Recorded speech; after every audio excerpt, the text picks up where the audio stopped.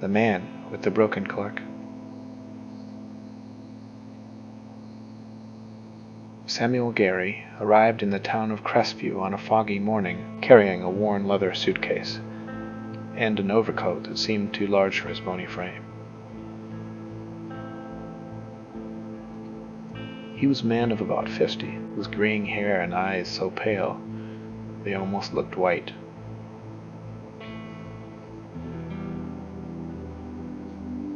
He set up shop in a small store at the end of Main Street, a place that had been empty since the old tailor died.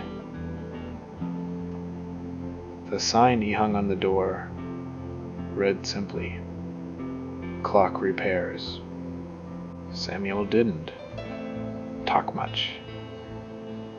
He answered in monosyllables and avoided eye contact, but his hands were quick and precise, capable of breathing life back into any clock. Yet what drew the most attention was the pocket watch he always carried. It was an antique, its brass tarnished, its crystal cracked, and its hands never moved. The few who dared ask about it got the same reply. It's broken, but it still keeps time. The first sign something was wrong came a week after his arrival. Mrs. Harper, a widow who lived across from Samuel's shop, brought him a wall clock that had stopped ticking. Samuel took it, examined it silently, and as he worked, the pocket watch on his table vibrated. Its hands, always still, jumped suddenly, settling on 3. 17. Samuel looked up, his face blank, and murmured, "I'm sorry." That afternoon, at exactly 3:17, Mrs. Blank, Harper's house collapsed in an inexplicable fire. She didn't survive. When the firemen arrived, they found her charred body, but her hands still clutched the wall clock, its hands frozen at 3:17. At first, people thought it was a coincidence, but the tragedies continued. The blacksmith, a burly man named Tommel, brought Samuel a wristwatch as he repaired it. The pocket watch vibrated again, marking 11:42. That night, at 11:42, Tommel was crushed by his own anvil, which somehow fell from its stand. Then a young mother, whose son had lost a toy clock, came to Samuel. His watch marked 7:09.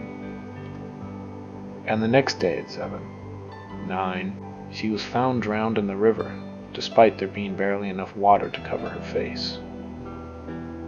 The town began to fear him. Rumors multiplied.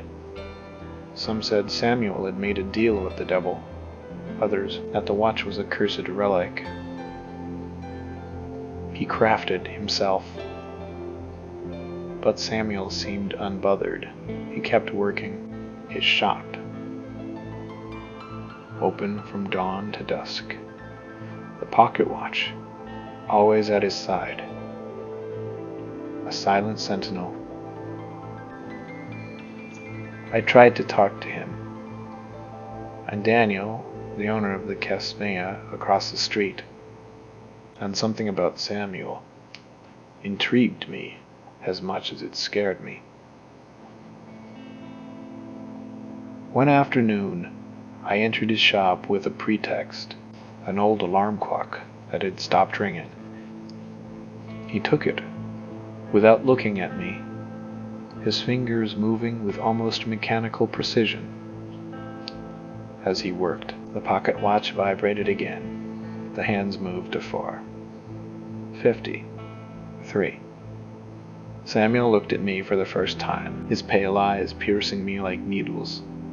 "You shouldn't have come," he said, his voice low and hollow. I left with my heart pounding in my throat. That night, at 4:53, a truck lost control and crashed into the cafe.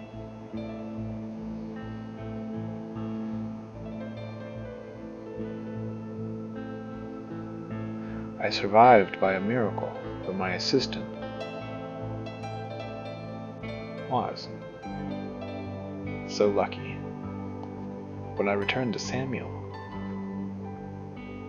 shop, I found him sitting at his bench, a pocket watch in his hand.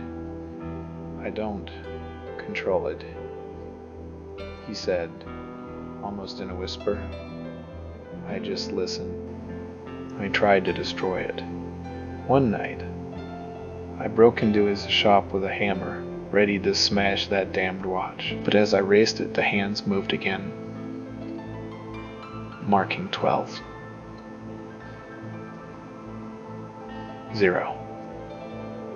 Before I could react, Samuel stopped me with a strength he shouldn't have had.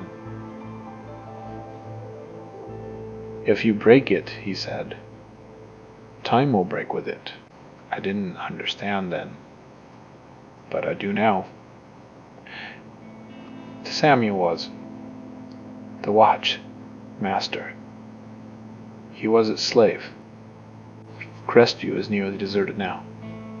Those who didn't die fled.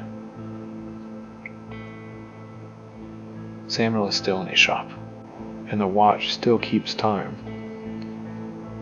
Sometimes I see him from a distance, his eyes fixed on the horizon, as if waiting for something.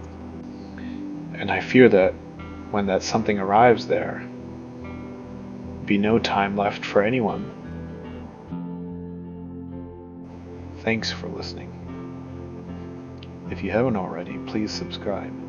Turn on notifications and tell us what you thought of the video. And as always, be careful of what's around you.